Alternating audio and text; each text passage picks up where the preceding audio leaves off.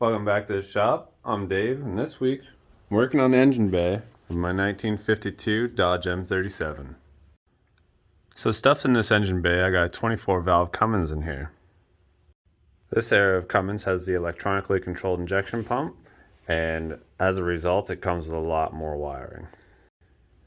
And when I say a lot more wiring, the original ones like the 6BT and the 12 valve will run off about one, maybe two wires just to keep the fuel solenoid running, and power for the starter if you're going to get specific.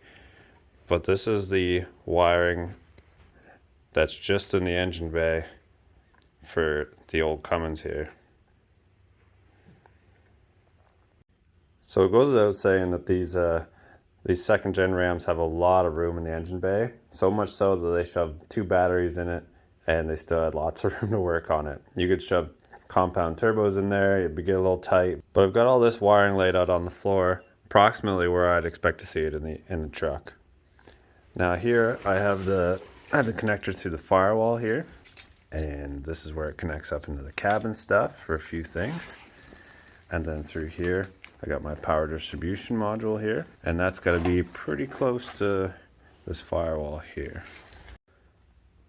So when I come up here past the master brake booster, I have a little bit of space here that I might be able to get it go through, but not really any space for putting that PDC in anywhere. So as much as I'd love wiring this truck this week, I think the next step is to properly define the limits of the engine bay. So what I mean by that is hanging the fenders on here for good, as well as getting these engine compartment sides just to get properly in here. So as you can see, this engine compartment side here just bolts on the side of this fender, lines up with these bolts that I got kind of sticking out here. And also I have to figure out a way to mount this rear part of the fender to hold it up, and that mounts directly to the frame back here somewhere. As well, these fenders stick into the engine bay about, I don't know, maybe 13 inches or so, and you can see where the old steering column went through. I think it'll be okay on this side, but on the other side I'm pretty sure it's hitting a turbocharger. These fenders aren't in great condition anyhow, and that'll further complicate the build. So here's the plan. We're going to put the fenders on, get them to fit, define the size of the engine bay, and after that's done, then I'll start working on the wiring. Alright, so I got the passenger side fender out. Just with the bolts in the front here and attached to this core support I built up earlier, but this gives a good or a better idea of the side of the engine bay here. Now I picked this side because it would be the easiest side to start with, as opposed to this side. So now I just have to figure out how I'm going to put the panel in here and hit all these bolts. And also coming around here, there's not much left of this, and I have to figure out how I'm going to attach this. I think it's all rotten off, and there's obviously no landmark on this frame where I'm going to put the support. And I think there's also an over fender or an under fender underneath this as well that I'll have to dig up. And I also need to widen this fender out to clear this tire so that transportation doesn't hassle me about this build. So I got the driver's side fender up here underneath some light, and I'm having a better look at it. Looks like the back end's rotted off here, and then where it used to attach to the frame with the support, it's gone. It was undercoated with maybe something. And then continuing up front here, this will be the front where it hooks onto the cab, or the front clip, sorry. This looks a little scabby, and then I think this is some fiberglassing, and there's not much left of that front there. So this is going to be a real challenge to fix up, and also I have to extend it. I think it's got to extend it about 6.5 inches, so it's got to go 6.5 inches wider from this point down. I got the passenger one up here, and it looks a little bit better after I got it cleaned up and undercoating most off. But it gets pretty bad towards the rear, like the other side on the driver's side, and then the part where the jerry can attaches is not looking great. But then coming up towards the front where the headlight and turn signals sit, there's a patch that was put in here, presumably when the other part rotted away, and I'll have to get rid of that and fix that. From what I measured, this fender is about 14 gauge sheet metal, and I think it'll be easier to work on it while it's in the truck. That way I'll be able to use the splash guard. I'll bolt that up to here, and I'll be able to try to keep most of the curvature that it has, the natural curvature of it has, for when I start to weld in these panels, and hopefully that won't warp it out. Okay, so I got the fender installed up here. I'm starting to make some marks on it where I want to cut it. I want to maintain this this profile here, and I'd like to cut that off. That's so I left a 1-inch indentation across the whole profile of the fender, and then I'm going to replace it in sections just to make it a little bit easier to manipulate the 14 gauge. So from the bottom of this fender here up to about here is about 24 inches. So I think what I'm going to do is I'm going to cut this whole profile out and then pull that away, and then I'll start by replacing this section down here and then go from there. I'm kind of just making this up as I go, so hopefully it turns out. No pressure, right?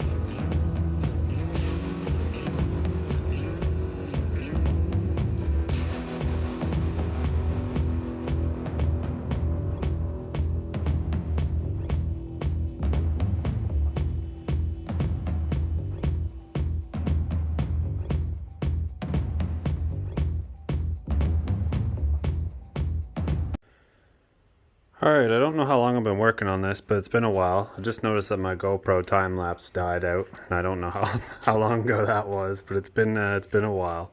Anyways, this is what I got going on here for this front fender. So what I did here is I ended up putting in 5.5 inches of 14 gauge here, and then I sloped it all around the back here, tacking it in, and I replaced this back end completely. And then I knew I was going to have trouble making these, so I took some good parts out of some fenders I had, and I'm just putting them together. So most of it will weld in good. So as far as this fender lip coming out here, if I take my big level here and put it up against the side of the tire, this is what I get. It's about a finger width of space here between the edge of the tire and this fender here. What I've seen here is anything in front of this rot line here, I've already got it like cut out here, is going to get replaced. It's been just patched up before with a little bit of like fiberglass Bondo, and I'm just going to replace it all with new fresh steel. So I've been working away at getting this panel to fit, and it's a little bit wider here. And when I set it on here, and then I transferred all these holes and cut them in also. I also cut in a relief here where I'm going to have to replicate this. I don't fully trust this because there wasn't much left, and this is the original piece in there, and then this piece is well, it's not attached to it anymore. So I measured some other trucks and that's what I got. So next I'm going to pull this all out completely, this green one, and I'm going to weld this new panel in, and I'll have a little bit of extra space here for drawing in the profile of the fender with the 5.5 inch extra gap here, and then it'll curl up just fine.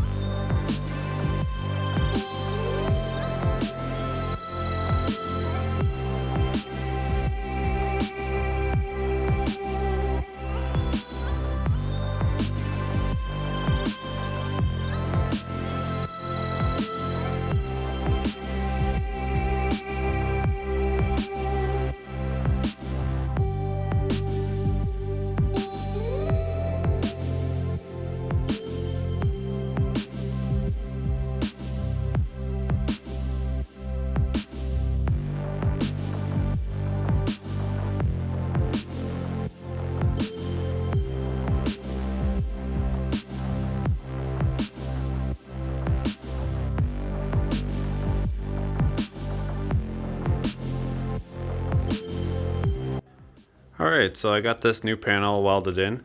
I was able to replicate this this relief here for the support that went underneath of it, and then I ended up cutting out spots for the light and turn signals here, and also for this for the tiny fender grille here. And then in coming around the back of this fender, I was able to recreate some of the supports here to weld to attach the fender here to the frame, and then with the fender splash guard here also. This is a look at the support. I made them both at the same time, so this is the other one just mirrored for the other side. What's happened here is I've taken this piece of flat bar and angled it a little bit, so there's a bit of strength in each side, and then there's a C-channel here that's leveled out, and they'll attach to this fender to hold it up there. I wasn't able to find a very good reproduction of this fender. And any example that I had long since rotted away. So what I've come up here with is that the rain or mud will go in through the top here, and it'll find a way to exit through the bottom. Almost all this fender is just tacked in right now. I have to recreate the other side of this fender, and then once I get them both even, I'll weld them in solidly. I have this driver's side fender just sitting up here, and right away I'm running into some problems here with some clearance issues. I have my brake booster lines here from the power steering, and then where it comes around to the back here, this fender actually in the original version would actually straddle the steering column. So underneath of this fender, the splash guard that goes up against the side of the motor, I'll have to make a clearance for the intercooler piping and some of this, and some of these lines. I haven't a clear cut plan here, but I'm sure I'll figure it out. Anyways, let's see if I can do this in one, and let's start the time lapse.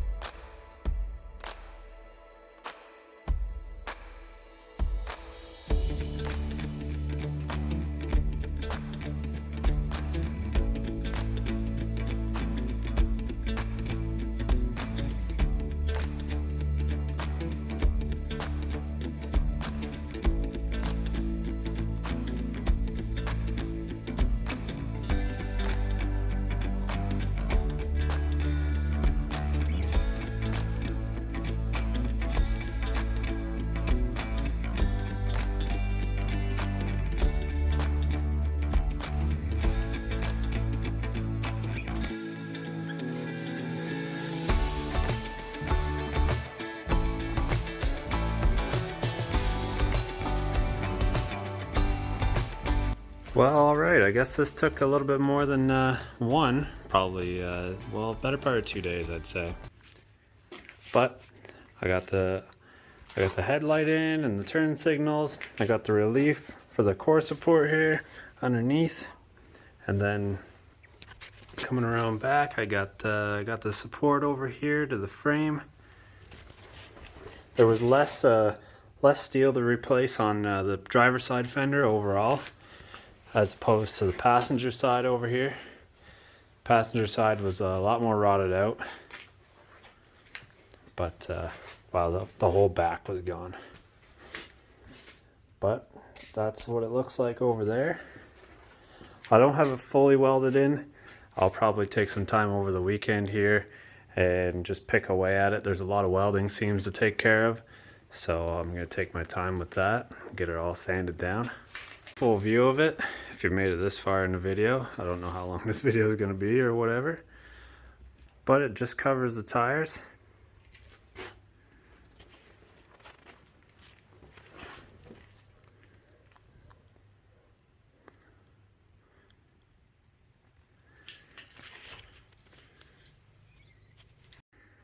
So now that the fenders are widened out like this, I was thinking maybe about putting another light on here, about right here, and the same for the other side, and that way I'd have 4 big lights in front.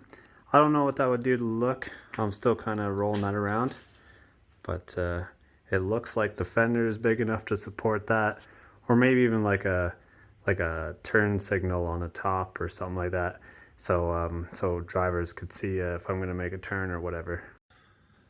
Well, so much for wiring this thing up this week. There is space here where the splash guard comes around, and it just misses the turbocharger and the alternator down there. Also a little bit of space here for, I don't know what I'm going to put there. Obviously not batteries. They're going to have to go back in the back. Back here I'm going to put my AC dryer. The PCM on the Ram went there. That's to control the automatic transmission. Maybe I'm going to have to put it on the other side inside the cabin.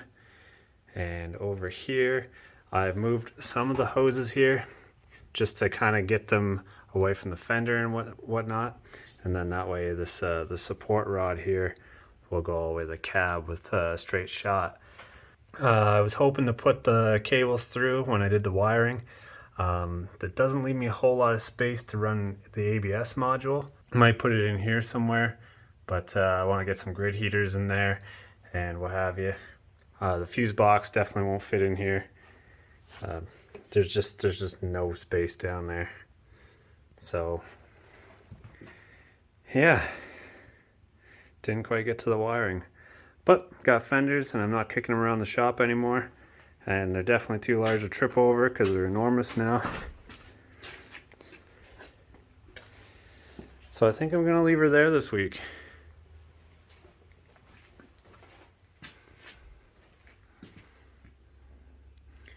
See you guys later.